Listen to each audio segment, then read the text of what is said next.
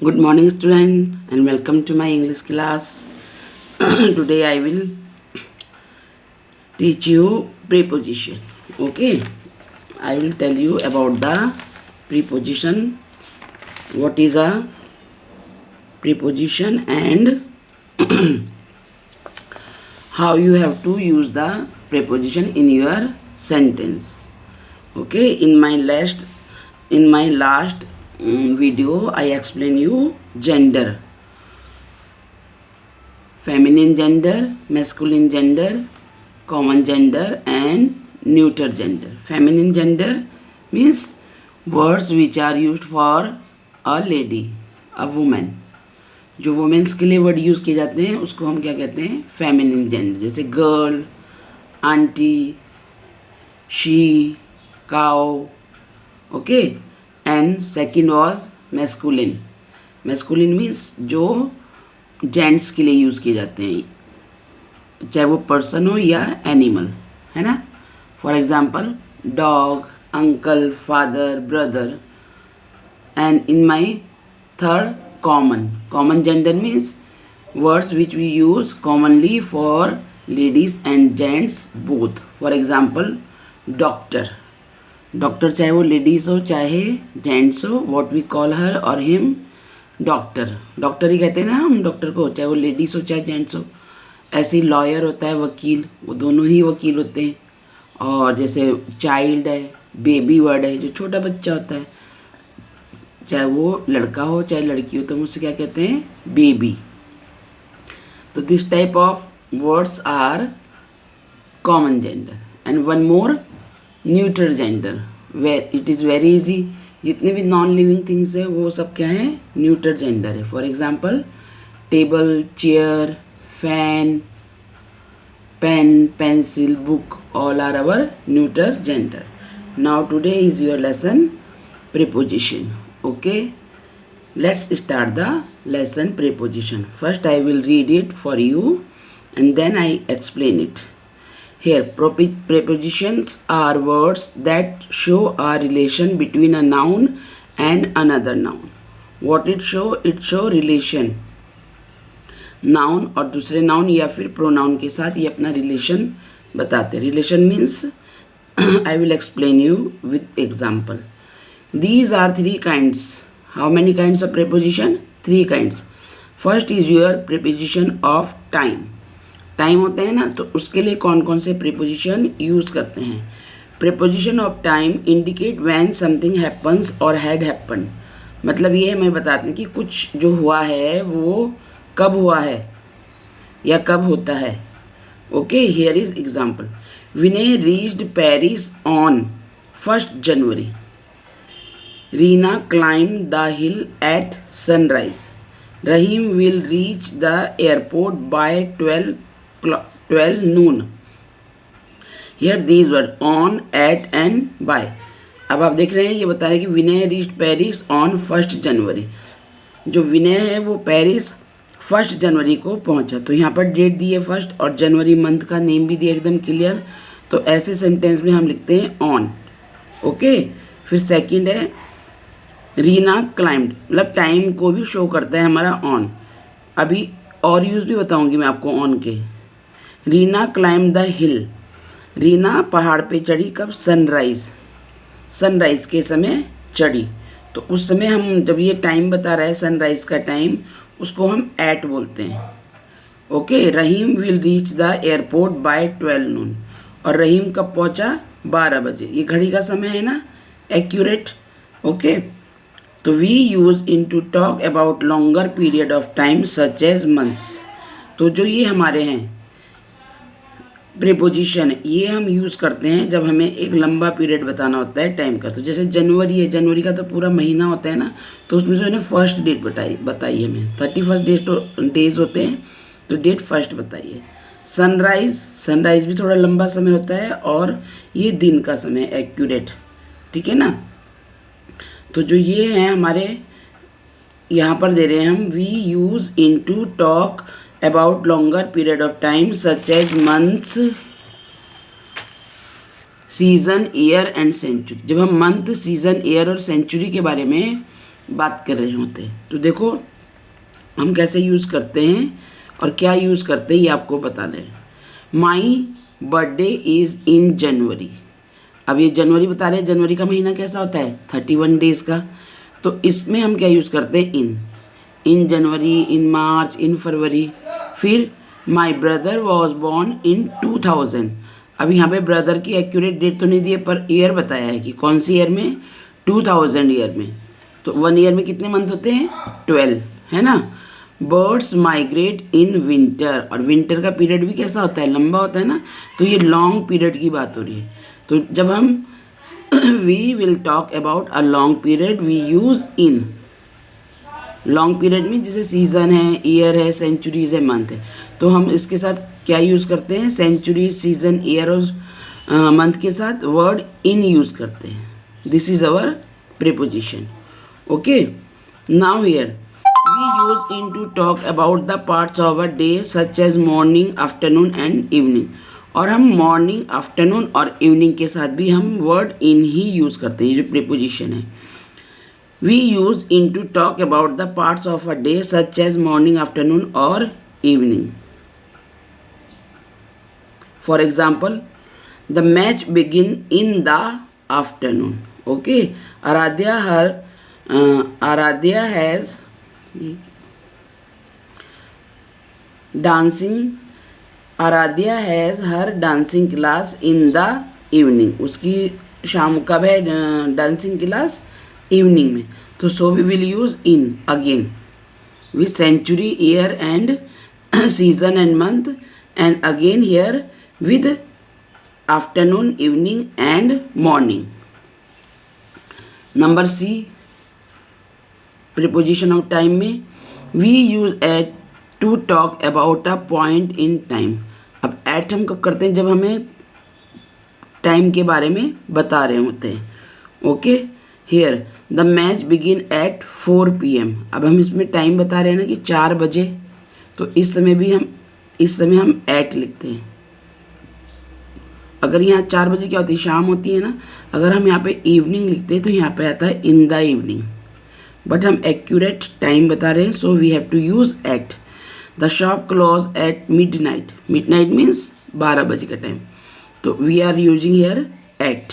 Okay, now we use on with days, date, specific days. और हम जो ये ऑन वर्ड है इसको डेज के साथ, मतलब संडे, मंडे, डेट के साथ, कोई डेट है स्पेसिफिक और या फिर कोई डे है। Day means for example republic day, independence day, Diwali, Dussehra. We use on. For example the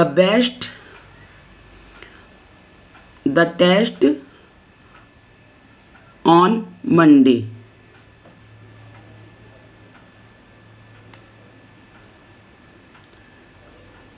The test will be on Monday.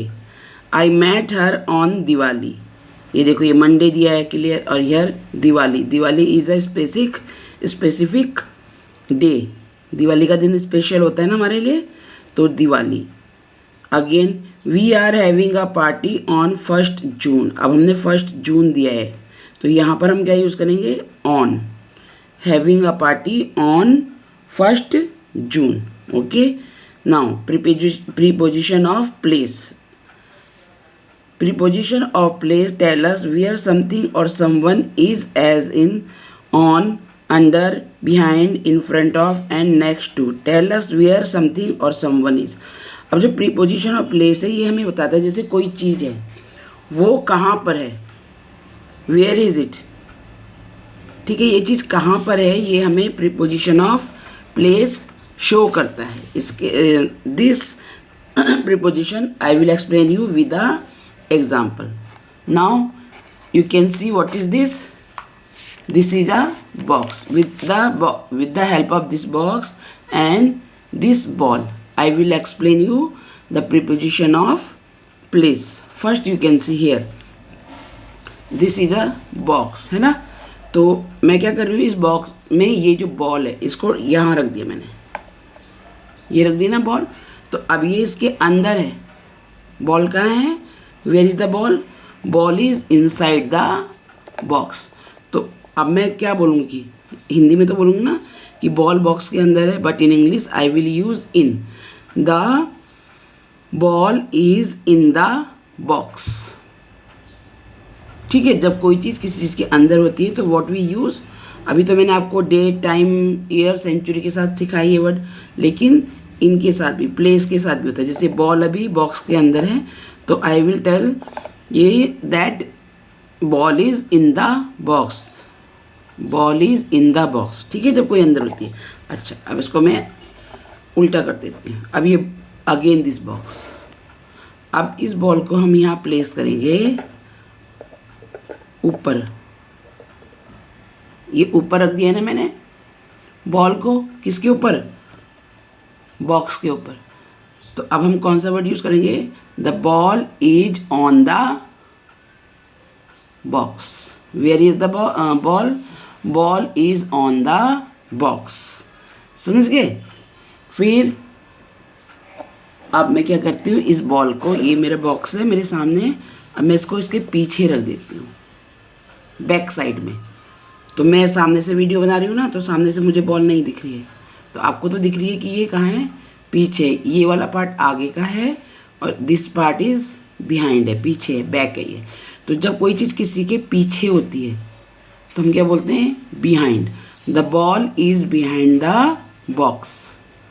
Understand, the ball is behind the box. Now here, अब मैं इसको यहाँ रख देती हूँ, दिख रही है। चलो इसको थोड़ा और इधर ले आते हैं। अभी तो पीछे थी, अब कहाँ गई बॉल, सामने आ गई बॉक्स के। तो हमें कौन सा वर्ड यूज़ करना है, the ball is in front of the box. The ball is in front of the box. आया समझ में, in, on, behind, in front. And अगर मैं इसी बॉल को यहाँ रख देती हूँ, ये पहले मेरा बॉक्स है, फिर ये बॉल आ गई,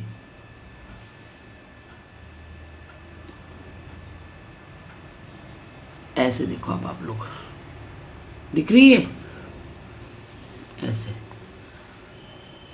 पहले क्या है, ये बॉक्स, बॉक्स के बाद ये बॉक्स है, फिर बॉल, हियर इज बॉल। तो what I have, you, which preposition I will use, I will use preposition next to. कौन सा, next to. The ball is next to box. The ball is next to ball. समझ गए। पहले ये यहाँ पर box रखा है, उसके बाद आ रही है हमारी दिस बॉल, तो हम कहेंगे the ball is next to box. Okay, आए समझ में। अगर सामने है इधर तो इन फ्रंट, अगर इधर है तो वेयर इज माई बॉल, भाग गई मेरी बॉल। दिस इज बिहाइंड, पीछे है, ठीक है ना। फिर दिस इज ऑन, ये ऊपर आ गई, ऑन द बॉक्स। और ये, इसको अब मैं सीधा करती हूँ, ये in the box. One more thing, under. Under के लिए मुझे कैमरा उठा के आपको बताना पड़ेगा। Now look at here, this is our box and ball is under the box ना, नीचे है ना, बॉल कहाँ है, ऊपर है, ऊपर है कि नीचे है, नीचे है। किसके नीचे, बॉक्स के। ये बॉक्स है और उसके नीचे बॉल रखी हुई है, तो हम इसे क्या कहेंगे, the ball is under the box. Okay, the ball is under the box. ऐसे ही आप लोग घर में कभी टेबल के नीचे कुछ रख देते हो तो उसे हम कहते हैं व्हाट वी कॉल, सपोज आपने अपना बैट रख दिया है, cricket bat, under the table, table के नीचे रखा है, तो मम्मी पूछेगी where is your bat, that time you will give the answer my bat is under the table. Where is the bat, bat is under the table. ऐसे ही कभी कभी बच्चे लोग चारपाई के नीचे छुप जाते हैं ना। Suppose your sister is hiding under the under the cot चली गई है चारपाई के नीचे, तो बोलोगे my sister is under the cot.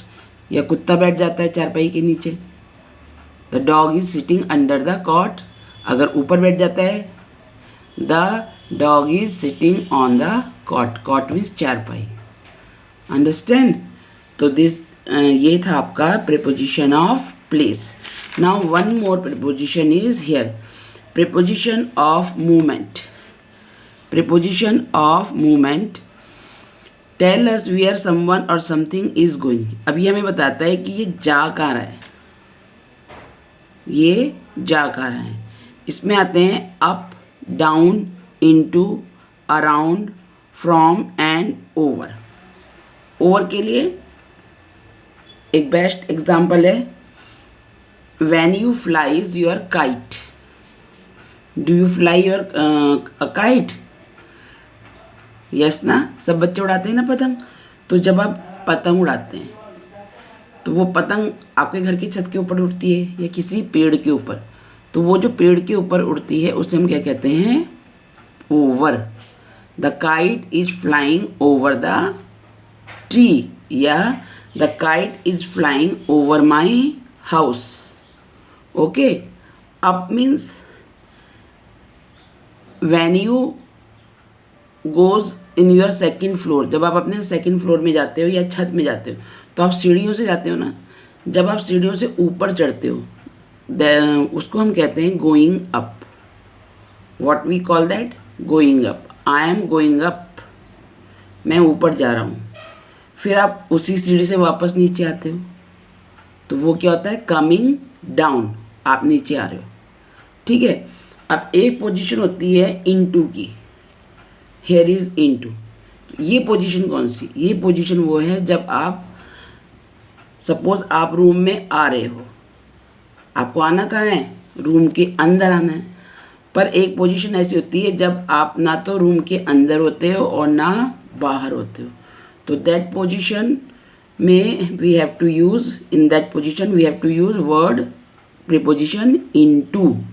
Again I will explain this with the help of this box here.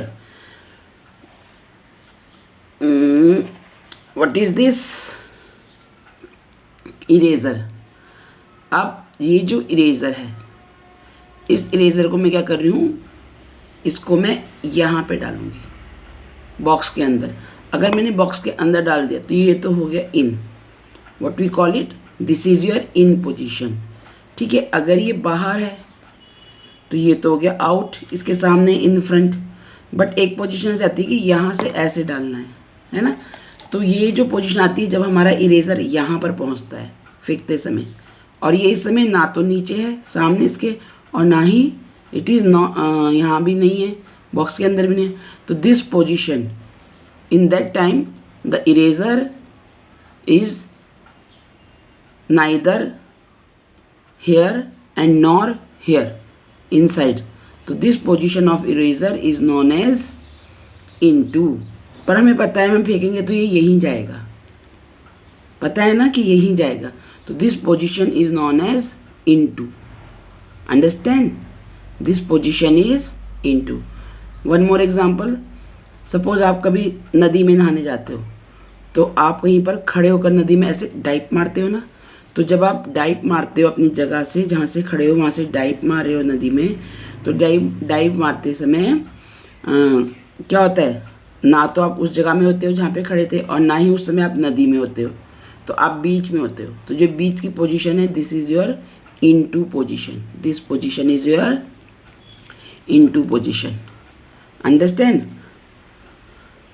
And around, around means इसके चारों तरफ ऐसे, around. And from and over, over I told you this is your box. और ये जो मेरा what is it? This is remote control. ये remote control को मैं ऐसे करके ले जा रही हूँ, ऊपर से लगी ना, मैंने टच किया। अगर मैं ऐसे टच कर दूंगी तो दिस पोजीशन इज ऑन, ये हो गया ना। इसको मैं उल्टा करके रखती हूँ। अब मैंने इसको कहाँ रखा? बॉक्स के ऊपर में I put my this remote control here. तो this is the position of on. The remote control is on the box, but मैं इसको इसके ऊपर नहीं रख रही हूँ. इसको मैं इसके ऊपर ऐसे रख रही हूँ, मतलब ऐसे टच नहीं कर रही हूँ, लेकिन मैं ऊपर से बिना टच के. तो this position is over position. ठीक है. तो जब हम कहीं से आते हैं वो होता है from. I am coming from school. मैं स्कूल से आ रही हूँ, तो वो पोजीशन है from. I am coming from school. Understand. तो ये था आपका preposition. I will explain this preposition again in my next video also. Okay, now you are having one homework for today. ये होमवर्क करके आपको ये वाला जो पेज है इसको आपको अपलोड भी करना है होमवर्क पोर्टल में आके. Okay, fill in the blanks with preposition. First you have to understand the meaning of these lines, then you have to fill the preposition. After that you have to fill the preposition. My younger sister was hiding my mother. अब मेरी जो younger sister है वो mummy के छिप रही है. तो मम्मी के कहाँ छिपेगी? आगे, पीछे, ऊपर, नीचे, कहाँ? पीछे ना. तो हम क्या यूज़ करेंगे? जब मेरी बॉल ऐसे पीछे थी तो मैंने क्या बोला था? बिहाइंड. तो इस तरह से आपको सोचना है. Then you have to fill. The frog left the wall and disappear.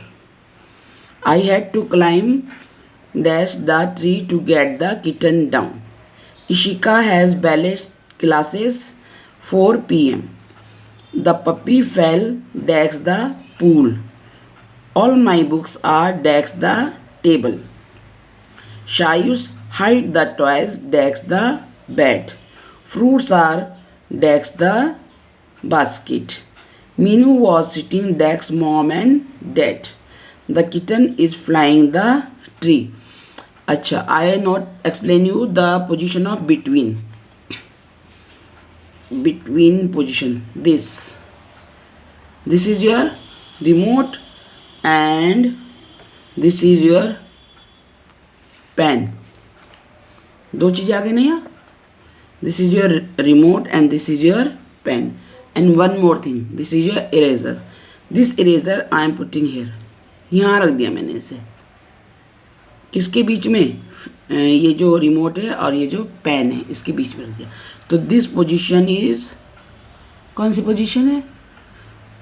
Between. इन दोनों के बीच में है ना, तो ये पोजीशन कहलाती है between. The eraser is between remote and pen. Understand. This eraser is between remote and pen. ठीक है. तो okay my dear student, thank you for watching the video. और आई होप कि आप समझ गए होंगे. और जो थोड़ा नहीं आया होगा, I will explain this lesson again because it is a very important lesson. Okay. तो okay my dear student, thank you. Don't go outside. Stay home, stay safe, obey your parents. Bye bye.